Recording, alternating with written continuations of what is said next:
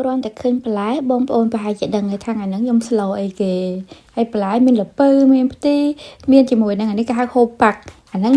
វាបែបជាល្ពៅដែរប៉ោះការ៉េឬក៏ដូចរបៀបជាអានងដែរអញ្ចឹងណាវាអាចជំនួសអានងជំនួសអីបានហើយនឹងមានផ្សិតកំភ្លៅមាន់ហើយនឹងមានត្រប់ហើយគ្រឿងខ្ញុំតែងតែបុកហើយអញ្ចឹងទៅខ្ញុំខ្ចប់មកកញ្ច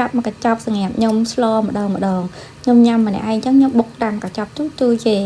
ហើយសម្រាប់ថៃខ្ញុំអត់យកថៃងៀតខ្មែរយើងមកប្រើទេខ្ញុំប្រើជាមួយនឹងថៃការ៉េវិញថៃការ៉េនៅការ៉េគេមានថៃ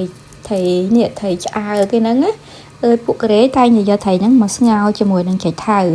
តែខ្ញុំថ្ងៃនេះខ្ញុំមកស្ងោរជាមួយនឹងស្លម្ដងបានមានអីបងប្អូនរសជាតិវាអាចជំនួសជាមួយនឹងថៃងៀតយើងបានតែអញ្ចឹងបងប្អូននៅស្រុកកូរ៉េចង់ស្លអីហ្នឹងអាចប្រើថៃហ្នឹងបានហើយថៃហ្នឹងនៅម៉ាតណាក៏មានលក់ដែរនៅតាមផ្សារក៏មានលក់ដែរចាខ្ញុំដាំទឹកស្លបង់ជាមួយនឹងគ្រឿងជាមួយនឹងម្ងាស់ថៃហ្នឹងហើយបានដាក់ល្ពៅមួយគេព្រោះវារៀងគ្រាឆ្អិនអញ្ចឹងណាហើយគ្រឿងអត់ចោលរឿងប្រហុកយើងហ្នឹងចាប្រហុកទឹកថៃ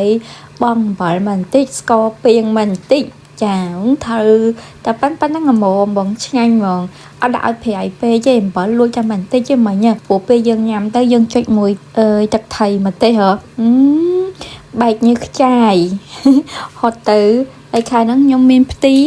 សមមិញទៅផ្សារឃើញមានគេលក់ត្រួយម្ទេសហើយក៏ឃើញគេមានលក់ត្រួយល្ពៅដែរតែខ្ញុំមានផ្ទីតែប្រហែលថ្ងៃហើយដាក់ក្នុងទូទឹកកកទើបតែបានយកមកស្លញ៉ាំចាគេទៅស្លខ្មែរយើងងាយតែបងប្អូនណែឲ្យតែយើងមានប្រហុកហើយមានគ្រឿងមកហើយ